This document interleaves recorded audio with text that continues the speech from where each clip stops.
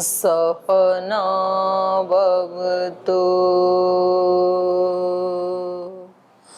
सहनौ भुनक्तु सह वीर्यं करवावहै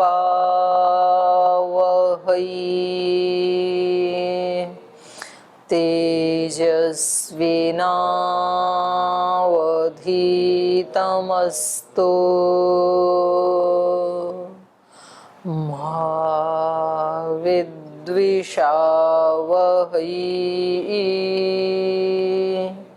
ओम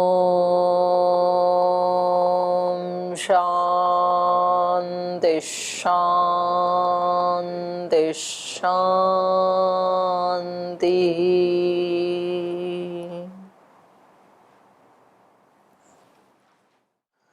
न्याय दर्शन के तृतीय अध्याय का द्वितीय अनेक चल रहा है और प्रसंग चल रहा है बुद्धि के अनित्यत्व का।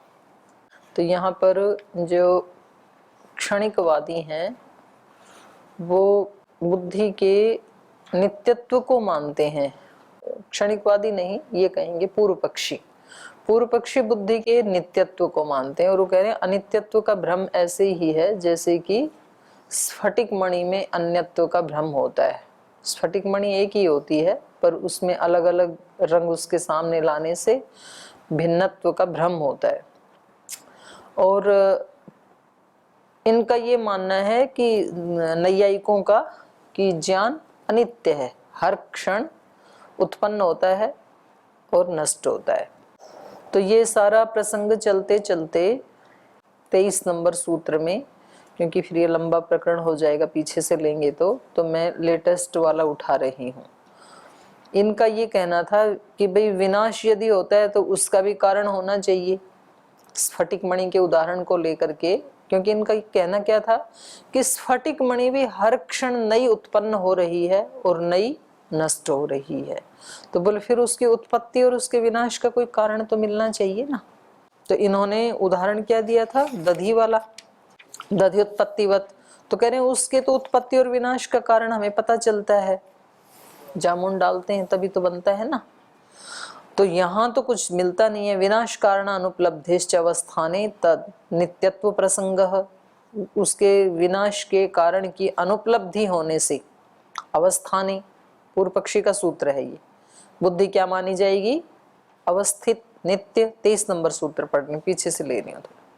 तद नित्यत्व प्रसंग है, उसका नित्यत्व होने लगेगा बुद्धि का, पूर्व पक्षी का ये कहना है।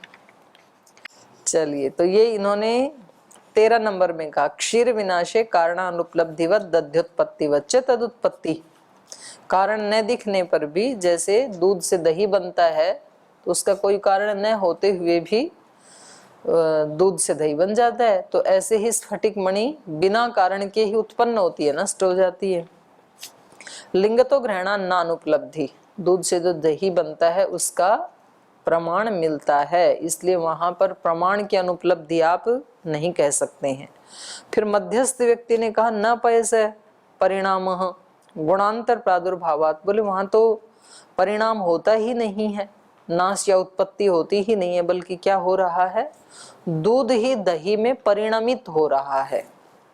क्योंकि इनका उत्पत्ति विनाश कैसा है, अपूर्व अशेष, अपूर्व उत्पत्ति है और अशेष विनाश है। तो दही में तो ऐसे होता नहीं है, अशेष नाश नहीं होता, वो ही दूध दही के रूप में अभिव्यक्त होता है और अपूर्व उत्पत्ति नहीं होती है, उस दूध से ही दही की उत्पत्ति होती है। तो कहा कि ये तो परिणाम हो रहा है, यहाँ पर विनाश और उत्पत्ति नहीं हो रही है।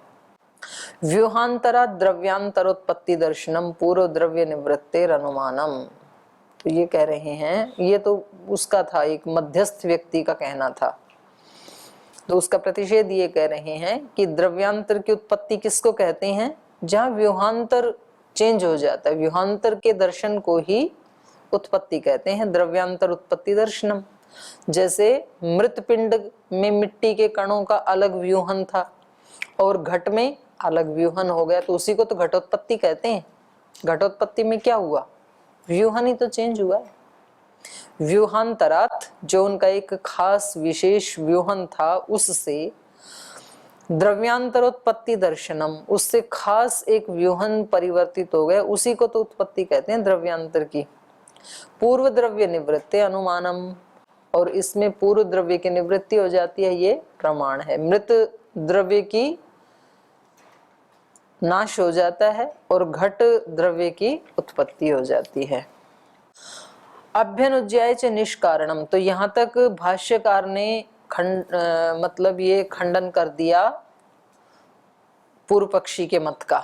अब सूत्रकार की दृष्टि से उसका खंडन कर रहे हैं। अभ्यनुज्याय च निष्कारणम क्षीर विनाशम दध्युत्पादम च, यद्यपि इन्होंने भाष्यकार ने बता दिया कि दही की उत्पत्ति और दूध का नाश अकारण नहीं होता है, कारण से ही होता है, लेकिन कह रहे हैं चलो अभ्युपगमवाद से हम आपकी बात को मान करके आगे बढ़ रहे हैं कि क्षीर का विनाश और दही की उत्पत्ति ये कैसी है, निष्कारण। इसको स्वीकार करते हुए प्रतिषेध उच्यते, अब इसका प्रतिषेध कर रहे हैं इन्हीं की बात का।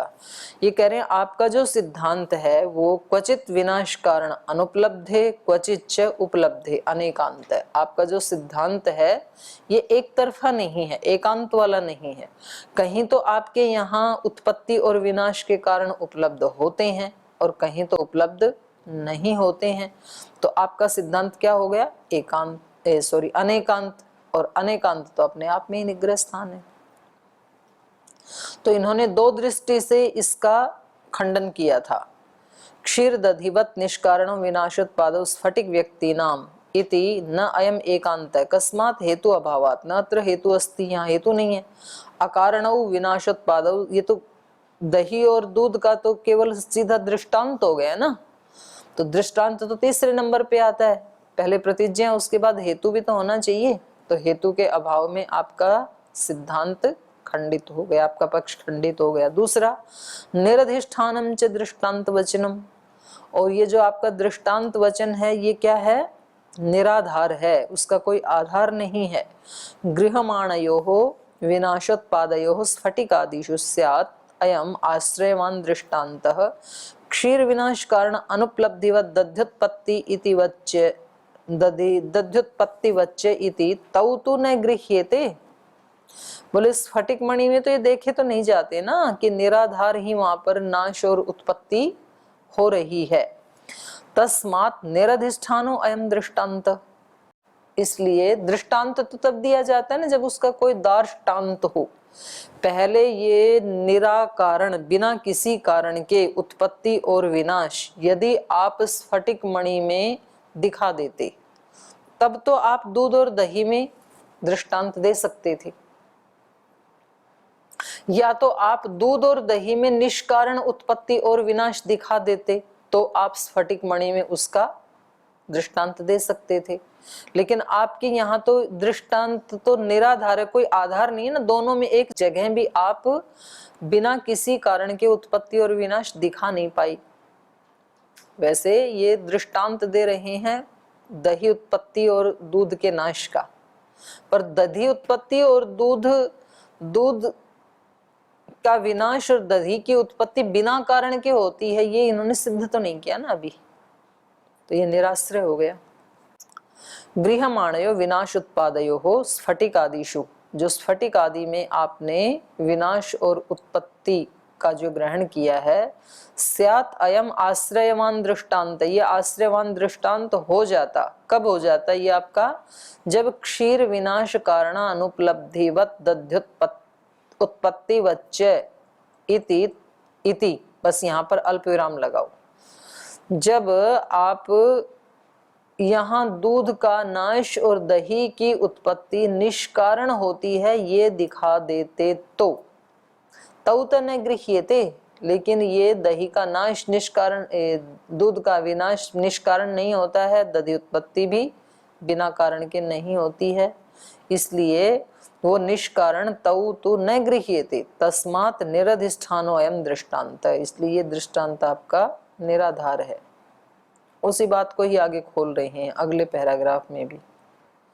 अभ्यनुज्ञाय च स्फटिकस्य उत्पाद विनाशौ यो अत्र साधकः तस्य अभ्यनुज्ञानात् अप्रतिषेधः। स्फटिकस्य उत्पाद विनाशौ, स्फटिक मणि की उत्पत्ति और जो विनाश है उसमें यो अत्र साधकः, जो यहाँ पर उसका साधक दृष्टांत है, साधक मतलब दृष्टांत है, वो यदि सिद्ध हो जाता तो उसको अभ्यनुज्ञाय, उसको स्वीकार करके, तस्य अभ्यनुज्ञानात्, उसकी स्वीकृति से, अप्रतिषेधः, तब तो आपके सिद्धांत का अप्रतिषेध हो जाता। हम प्रतिषेध नहीं करते यदि आप दिखा देते तो, लेकिन वो तो आपने दिखाया नहीं। कुंभवत न निष्कारणौ विनाशोत्पादौ, इसलिए ये विनाश और उत्पत्ति निष्कारण नहीं है। कैसे? कुंभवत, ये इनका दृष्टांत है। कुंभवत मतलब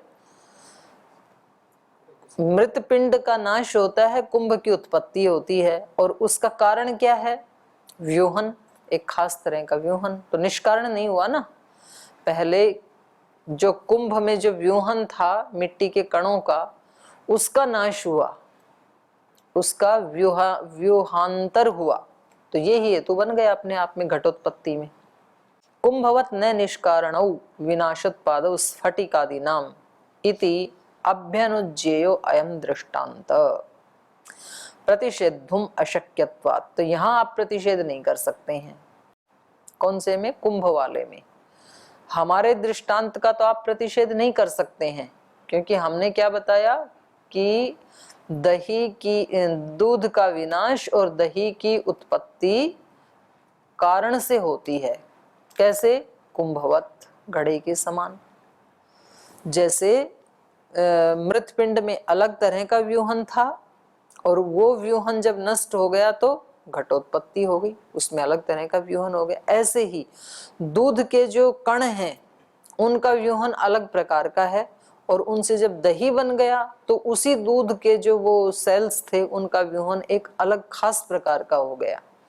तो ये जो व्यूहन है ये हमारे मत में तो कारण है विनाश और उत्पत्ति का, तो इसका आप प्रतिषेध नहीं कर सकते। कुंभवत न निष्कारणौ विनाशोत्पादौ स्फटिकादि नाम, स्फटिक आदियों में भी जो विनाश और उत्पत्ति हैं वो निष्कारण नहीं है। न निष्कारणौ, दृष्टांत कुंभवत। इति अभ्यनुज्ञेयो अयम दृष्टांत प्रतिषेधुम अशक्यत्वात्। तो ये दृष्टांत आप देते तो फिर आपका प्रतिषेध नहीं हो सकता था। क्षीर दधिवत्तु निष्कारणौ विनाशोत्पादौ, लेकिन दही और दूध निष्कारणौ विनाशोत्पादौ इति शक्यो अयम प्रतिषेधुम, इसका तो प्रतिषेध हो सकता है, क्योंकि वहां पर तो वो निष्कारण होते ही नहीं है। ना दूध का विनाश निष्कारण होता है, ना तो दध्युत्पत्ति निष्कारण होती है। कारण तो विनाशोत्पत्ति दर्शनात्, क्योंकि वहां पर विनाश और उत्पत्ति कारण सहित देखे जाते हैं। उसमें जामुन डालते हैं तब उनका व्यूहन नष्ट होता है, तो हेतु है ना वहां पर। क्षीर दधनो विनाशोत्पत्ति पश्यता तत्कारणम अनुमेयम कार्यलिंगम ही कारणम इति उपपन्नम अनित्या बुद्धिरिति। तो इस प्रकार से क्षीर दधनो विनाशोत्पत्ति पश्यता, दूध का नाश, विनाश और दही की उत्पत्ति, इन दोनों को पश्यता देखते हुए, माने इस देखते हुए के द्वारा, तत्कारणम अनुमेयम, उसके कारण का अनुमान लगाया जा सकता है, क्योंकि कार्य लिंगम ही कारणम, कार्य ही अपने आप में लिंग है कारण का। कोई कार्य रूप में वस्तु है तो जरूर उसका कोई कारण भी होगा। कार्य लिंगम ही कारणम इति उपपन्नम अनित्या बुद्धि ही। तो इस सारे हमारे वाद विवाद से क्या उपपन्न हुआ? बुद्धि अनित्या। बुद्धि क्या है? अनित्य है। तो ये प्रकरण यहाँ पर पूरा हुआ, और ये बहुत अच्छा प्रकरण है, बुद्धि अनित्या। आज जैसे वो रामायण की कक्षा में वो जो बहन एक प्रश्न पूछ रही थी कि भाई एक ठीक लगता है एक गलत लगता है, तो वहां पर ये प्रकरण काम आ सकता है कि भाई हमारा जो ज्ञान है वो शाश्वत नहीं है, अनित्य है हमारा ज्ञान। हमें जो देखने से पता लग रहा है ये ज्ञान हमारा कैसा है? अनित्य, ठीक नहीं है।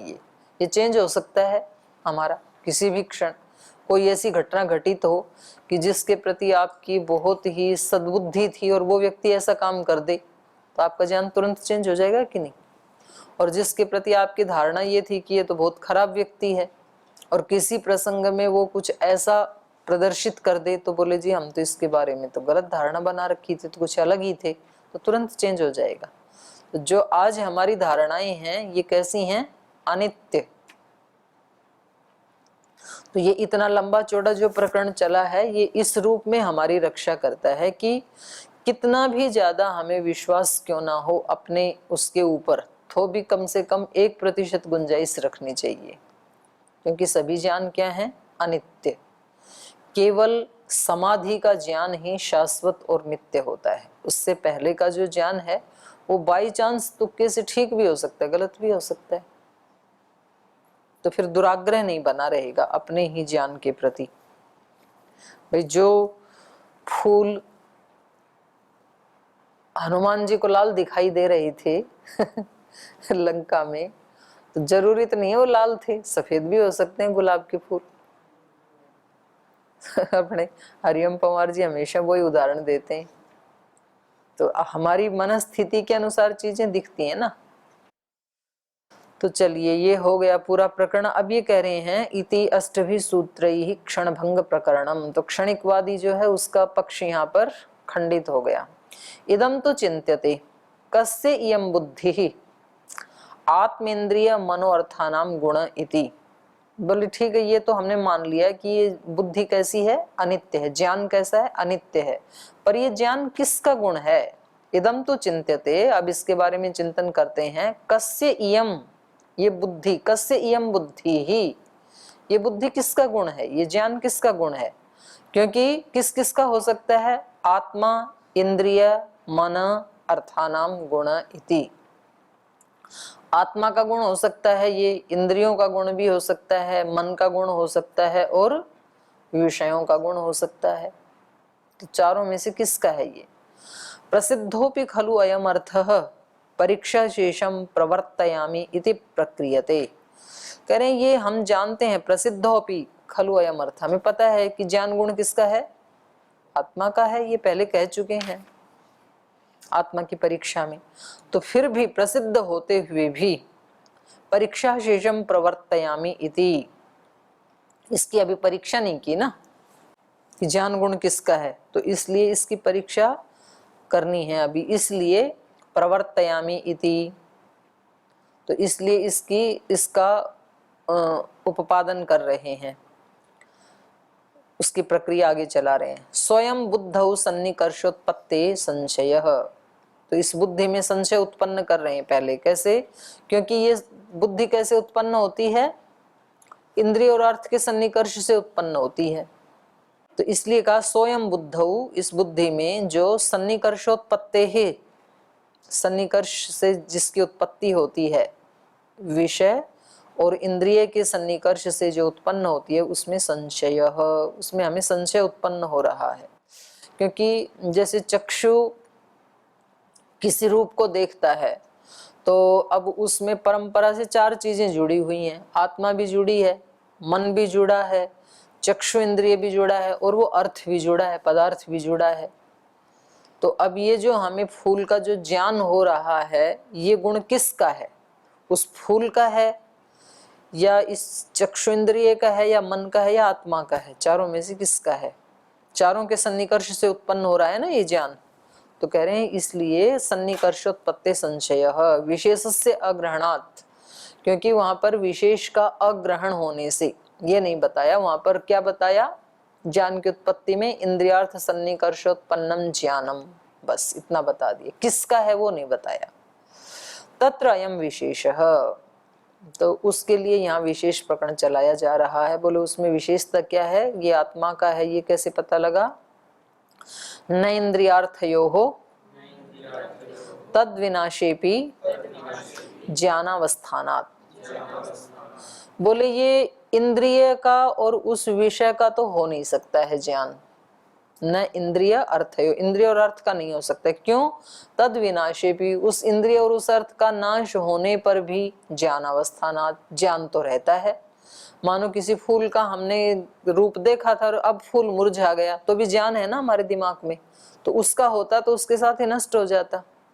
और इंद्रिय का भी नहीं हो सकता है, जिस इंद्रिय से देखा था और अभी किसी कारण से आंख खराब हो गई, तो भी ज्ञान तो है अंदर। तो इनके नष्ट होने पर तद विनाशेपि ज्ञानावस्थाना, ज्ञान की अवस्थिति होने के कारण ये इंद्रिय और अर्थ का तो है नहीं। तो अब बच गए कौन? दो बच गई, मन और आत्मा। चार में से दो तो आउट, दो बचे। न इंद्रियाणाम अर्थानाम व गुणो ज्ञानम, इंद्रिय का और विषय का तो ये गुण ज्ञान हो नहीं सकता है। तेषाम विनाशे ज्ञानस्य भावात्, क्योंकि उन दोनों का नाश हो जाने पर भी ज्ञान तो रहता है। भवति खलु इदम इंद्रिय अर्थे च विनष्टे ज्ञानम अद्राक्षम इति। करें इंद्रिय और अर्थ के नष्ट होने पर भी व्यक्ति को ये ज्ञान रहता है अद्राक्षम इति, मैंने वो देखा था, ये ज्ञान तो बना रहता है। न च ज्ञातरी विनष्टे ज्ञानम भवितो मर्हति, लेकिन जब ज्ञाता ही नष्ट हो जाए तो फिर ज्ञान भी नहीं रहेगा, फिर तो ज्ञान करने वाला कोई नहीं है। मान लो कि जिस आंख से ज्ञान किया था वो आंख है ऐसी की ऐसी डेड बॉडी में, और वो विषय भी है, लेकिन ज्ञाता निकल गया वहां से, आत्मा निकल गया, तो अब इस आंख को ज्ञान नहीं रहेगा। न च ज्ञातरी विनष्टे ज्ञानम भवितुम अर्हति अन्यत् खलु वै तदिंद्रियार्थ सन्निकर्षजम ज्ञानम यद इंद्रियार्थ विनाशे न भवति। तो कह रहे हैं कि अन्यत् खलु वै तद इंद्रियार्थ सन्निकर्षजम ज्ञानम। बोले भाई आप जो बात कह रहे हो ना कि इंद्रिय और अर्थ से जो ज्ञान उत्पन्न हुआ था और अब इंद्रिय भी नष्ट हो गई और अर्थ भी नष्ट हो गया, फिर भी ज्ञान है, बोले ये ज्ञान दूसरी प्रकार का है। और हम जिस ज्ञान की बुद्धि की बात कर रहे हैं वो कौन सी की कर रहे हैं? जो इंद्रिय और अर्थ के सन्निकर्ष से उत्पन्न हुआ था, हम उसकी बात कर रहे हैं। अन्यत् खलु वै तद इंद्रियार्थ सन्निकर्षजम ज्ञानम, इंद्रिय और अर्थ के सन्निकर्ष से उत्पन्न होने वाला जो ज्ञान है वो अलग है, और उसका जो संस्कार रूप चित्त में ज्ञान रहता है वो अलग है। तो दोनों अलग अलग हैं ये। अन्यत् खलु वै तद इंद्रियार्थ सन्निकर्षजम ज्ञानम यद इंद्रियार्थ विनाशे न भवति। वो जो ज्ञान है जो सन्निकर्ष से उत्पन्न होता है वो तो इंद्रिय और अर्थ के नष्ट होने पर नहीं होता है, फिर इंद्रिय और अर्थ के नष्ट होते ही वो ज्ञान भी नष्ट हो जाता है। ये तो अलग दूसरी तरह का है। इदम अन्यत् आत्मना सन्निकर्षजम, ये जो हमारे अंदर बना रहता है, जिसको आप कह रहे हैं इंद्रिय और अर्थ के नष्ट होने पर भी बना रहता है, ये कौन सा ज्ञान है? इदम अन्यत् आत्म मन सन्निकर्षजम, ये तो आत्मा और मन के सन्निकर्ष से उत्पन्न हुआ है, ये इंद्रिय और अर्थ के सन्निकर्ष से उत्पन्न होने वाला ज्ञान नहीं है। आत्मनः मनः सन्निकर्षजम तस्य युक्तो भावः, उसकी विद्यमानता है ये जिसकी बात आप कर रहे हैं। स्मृति खलु इयम अद्राक्षम इति, और बोले और भी इसको स्पष्ट रूप में कहें तो ये क्या है? ये तो स्मृति है। स्मृति खलु इयम अद्राक्षम इति, जिसको आप ज्ञान कह रहे थे वो ये ज्ञान नहीं है, बल्कि क्या है? ये स्मृति है। पूर्व दृष्ट विषया, और ये पहले देखे हुए विषय से संबंधित एक स्मृति है। न च विज्ञातरी नष्टे पूर्वोपलब्धे स्मरणम युक्तम, और कह रहे हैं ये भी इसी में ही रहती हैं, ज्ञाता में ही ये स्मृति भी। न च, ये ई की मात्रा लगा लेना, विज्ञातरी नष्टे, उस विज्ञाता के नष्ट होने पर, आत्मा के नष्ट होने पर, पूर्वोपलब्ध स्मरणम न युक्तम, जो पहले उसने प्राप्त किया था उसका स्मरण इसको नहीं होता है ज्ञाता के जाने पर। क्यों? न च अन्य दृष्टम अन्य स्मृति, क्योंकि दूसरे का देखा हुआ किसी दूसरे को स्मरण भी नहीं होता है, उसके जाने से स्मृति चली जाती है, क्योंकि स्मृति और दर्शन दोनों उसी ने किए थे, उसी की थी। मतलब दर्शन जो ज्ञान गुण है वो भी उसका विज्ञाता का था, और उस ज्ञान से जो स्मृति संस्कार बना वो भी उसका ही था।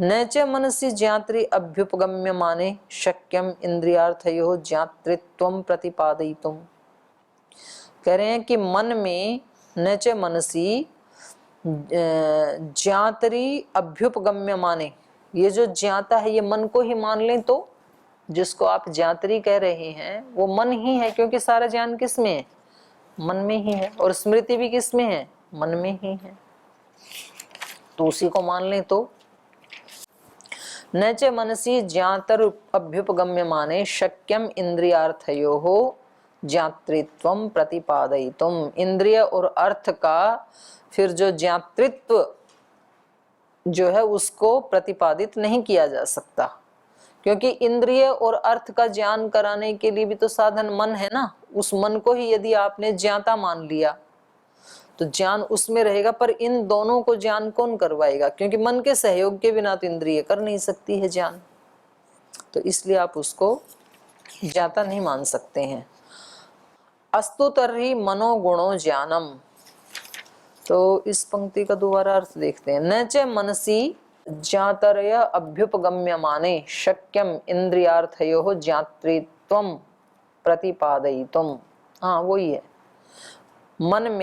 मन में ही उस ज्ञाता को अभ्युपगम्य माने उसको स्वीकार कर लें यदि, तो शक्यम इंद्रियार्थयोः ज्ञातृत्वम, इंद्रिय और अर्थ से संबंधित जो ज्ञान था तो इसको हम मन का कह सकते हैं।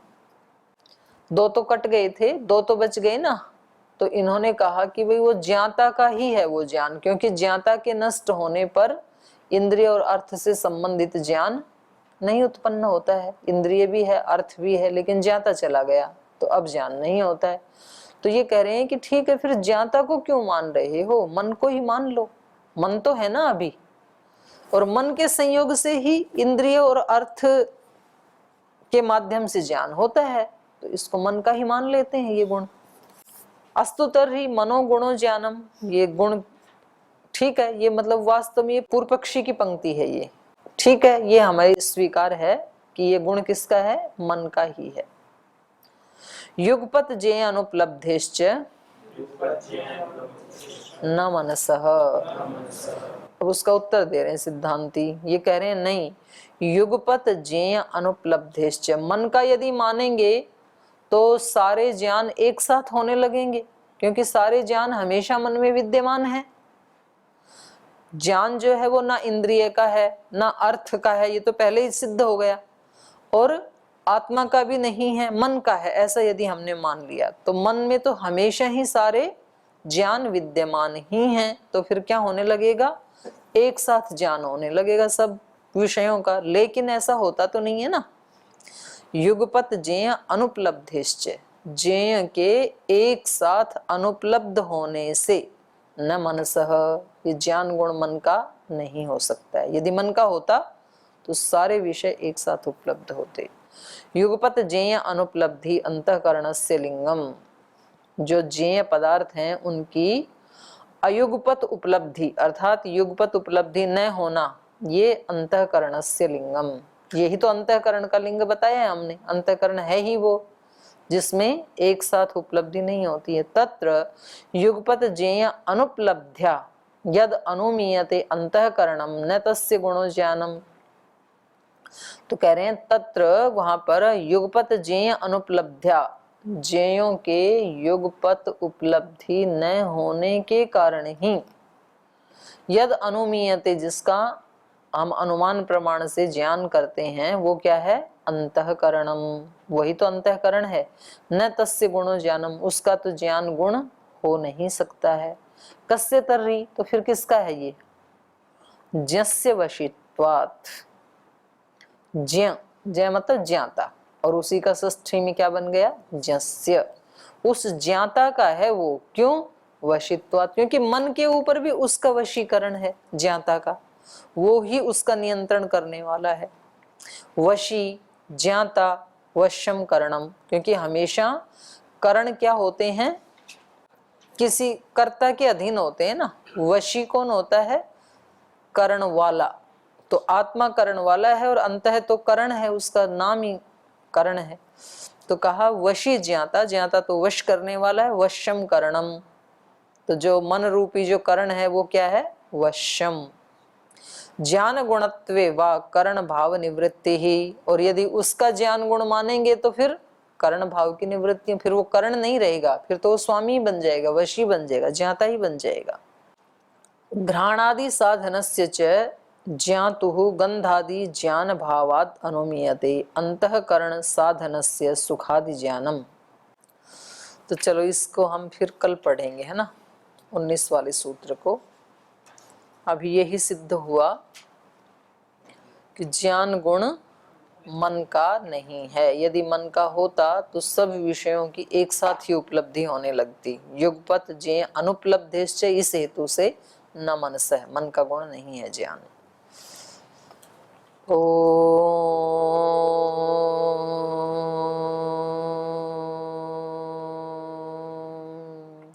शांति शांति शांति। श्री गुरुभ्यो नमः।